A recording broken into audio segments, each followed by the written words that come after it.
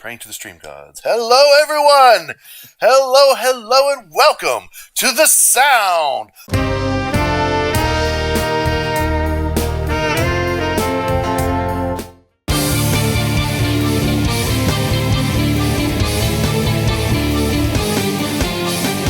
Hey, Kyle, Walz, you're my special guest here today. I was playing my theme songs there for everybody. Awesome. Kyle Walz, singer, songwriter, and guitarist. I'm so happy to have you on today. This is fun. I'm looking forward to this. You got time for one more here? Yeah. All right, so it's time for crowd request. Let's All go right. through the chat here. Okay, here it is. He got it. Tielman brother, rock and roll. All right, we're going to try to find this here for you, bro. I'm trying here.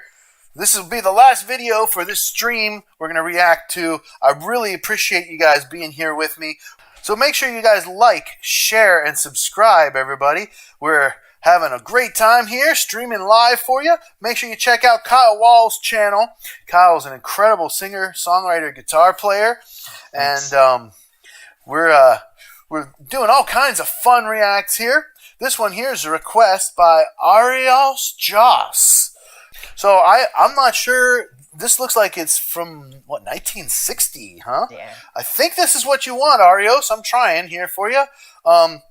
This is crazy. We're doing kind of a me, and then Kyle, and then a request from you guys. And so this is the end of the second round.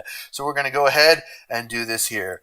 Music teacher and Kyle Walz react to Tielman Brothers' Rollin Rock, best rock and roll Indonesian rock from the live TV show 1960, and we're praying to the great AI not to block this.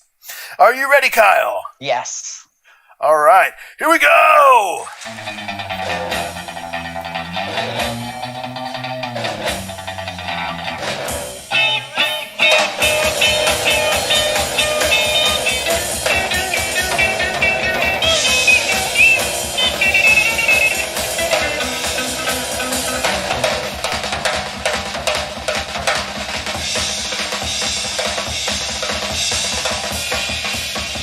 Oh, look at this.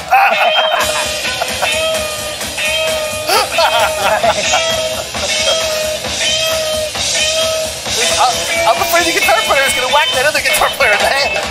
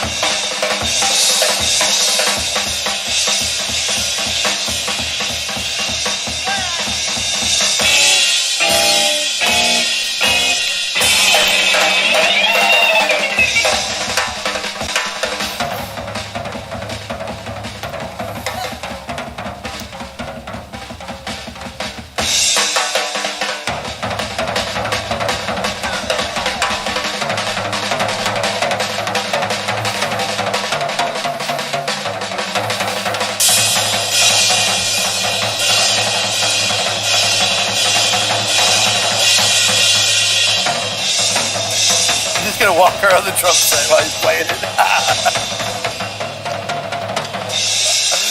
That's awesome.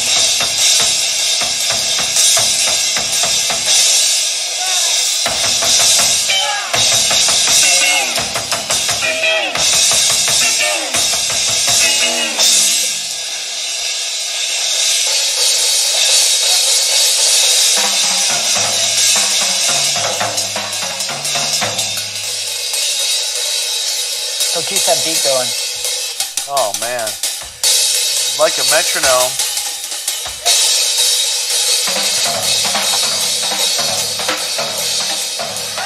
In his element.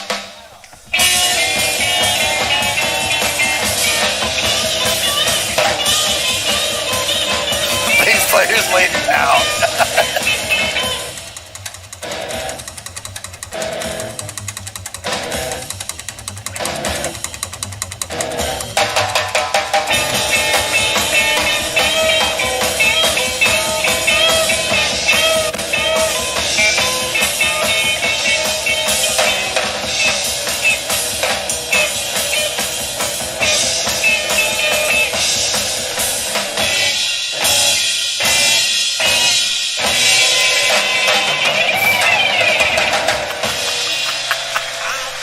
That's amazing.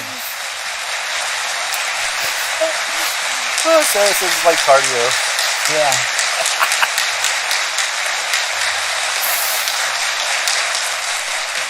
That was badass.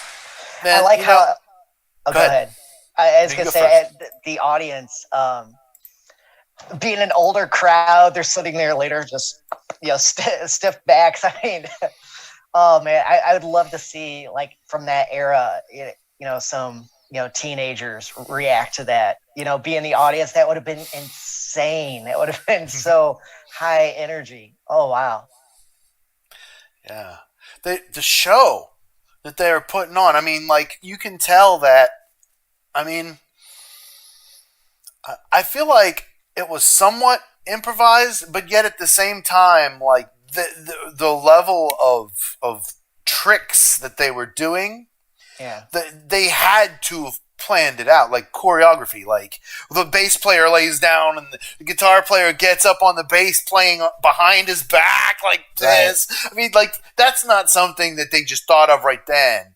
Right? They had to have put some organization into that. But it was just the beat of it was just infectious, and Yeah. like, it did have that, like, cross between like Chuck Berry and almost like Jingle Bell Rockish kind of feel, Yeah. like, um that hard driving 1 2 3 4 and then the bass player, like, the way he was playing, you could hear like a little slap on the offbeat. It was like 1 and 2 and 3 and 4. You could hear that little tap thing, and I, Yeah. I don't know if that was him, I, the sound of him striking the string, but whatever it was like almost in perfect swing eighth notes. It was just so on point. And then the yeah. drummer, man, playing, and the drummer beating on the guitar, playing the guitar solo with the sticks. That was freaking cool. Yeah. Because it took both of those guys together to do that. That was Yeah. really neat.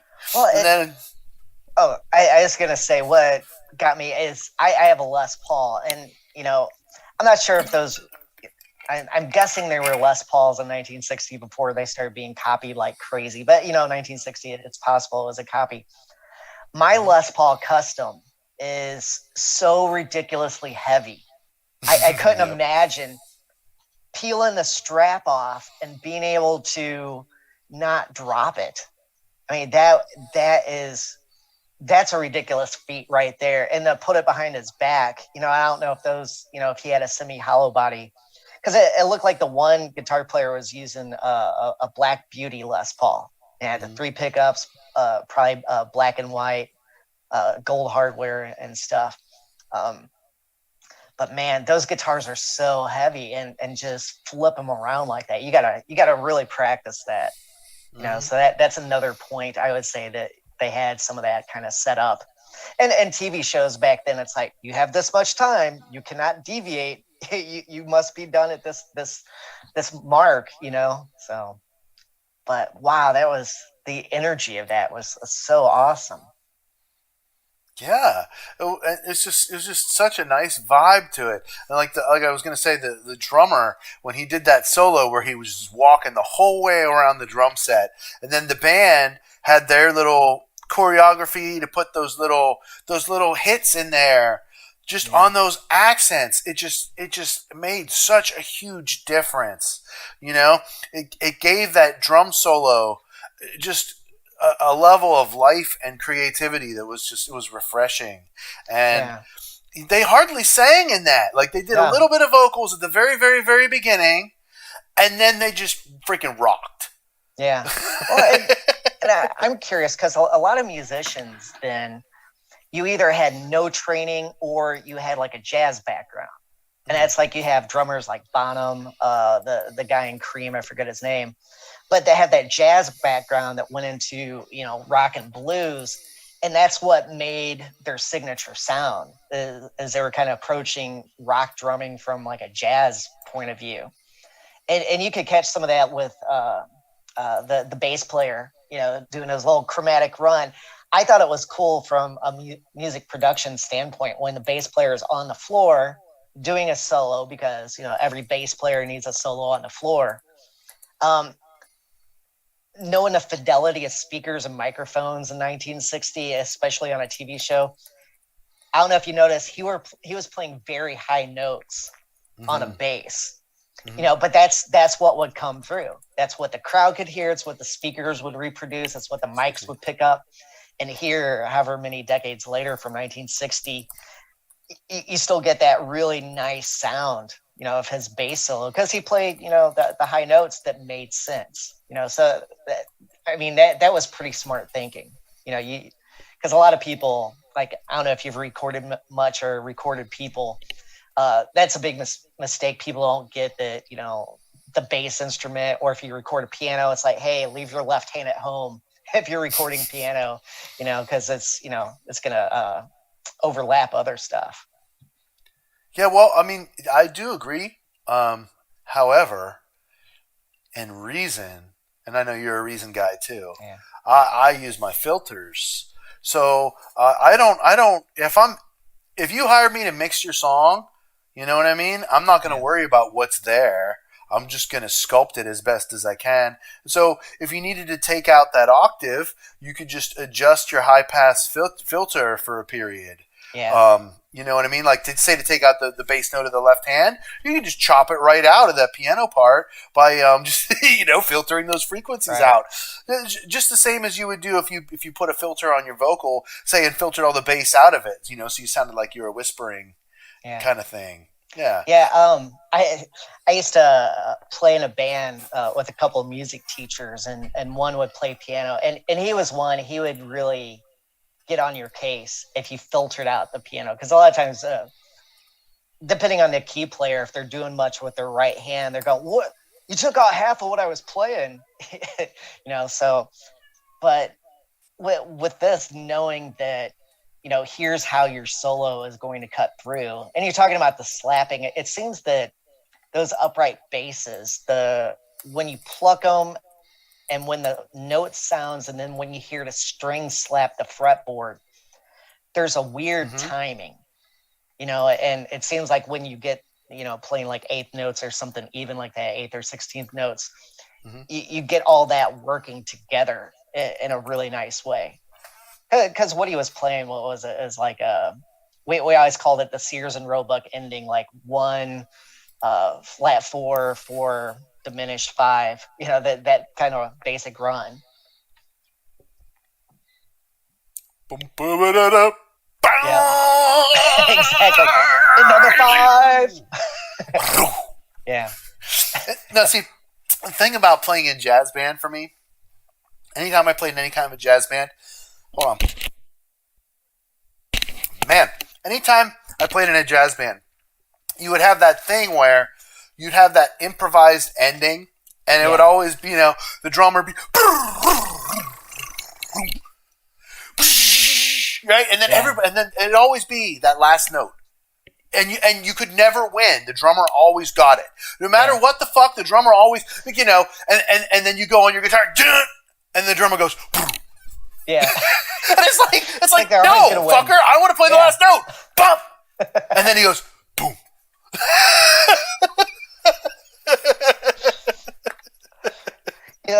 Those are like jazz jokes. Like when I was giving guitar lessons a lot more, and I haven't for a while, and kids would get interested in jazz, and I go, well, what's it like? I go, well, jazz is different to listen to than it is to play. Because when you're playing, it's like you're making weird little jokes for the other players, or having like a conversation and crafting this kind of conversation for them to, give and take with, even if you're just soloing, for a section, but you're creating holes and filling holes. I don't know. And that's something that a lot of people, when they go to listen to jazz, because it seems like nowadays it's cool to say, oh, I don't really like jazz unless you're trying to be sophisticated. And it's like, all I listen to is jazz, So, Sure. But right on. I got another request here. Do you need to be finished? Oh, this is long too. This is at 17 minutes and 31 seconds. Yeah, that's long. Yeah. I would love to do that. I don't think we're going to be able to squeeze that in now. We've already been over for 2 hours, guys. Dude. We've been streaming 2 hours plus. This is awesome. I really, Yeah. really, really appreciate you guys being here with me. We've had some pretty decent numbers here for just getting started here. I'm happy. You guys have really been supporting. We've got a bunch of new subscriptions, got a bunch of new chats and likes, and so everybody make sure you check out Kyle Walz' channel. Kyle's a great singer-songwriter, guitar player. This is my little commercial for Kyle Walz' music. His album Blood Candy's out now. It's really awesome. You guys make sure you check it out. You can find him on all the streaming platforms. Kyle Walz, just like it sounds, WALZ. Yep. And you can find him on Instagram too. Kyle Walz, just like a pirate. I'll never forget that now. Yeah, I need to get a pirate hat. So when we do that, get into character. Yeah, Kyle Walz. Get a parrot. Thank you so much for being here with me. Thanks, everybody.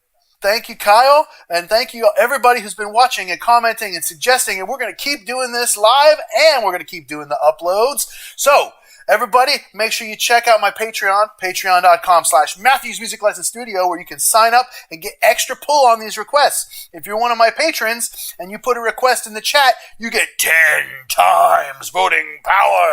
I'm going to be looking for those patrons. I know who you all are. You guys are my family. And my website, if you're interested in music lessons from me, MatthewsMusicLessonStudio.com. Thank you, Kyle, and we'll see you guys all next time on The Sound Live.